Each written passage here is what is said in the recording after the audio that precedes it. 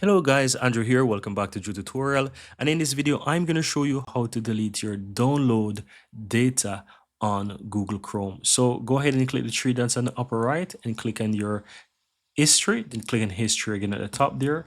On the left hand side, you want to go ahead and click on delete browsing data. Now under this section here, you will see that you have two tabs, right? You have the basic. You want to go to where it says advanced, click on advanced. Now you want to uncheck everything except the download history.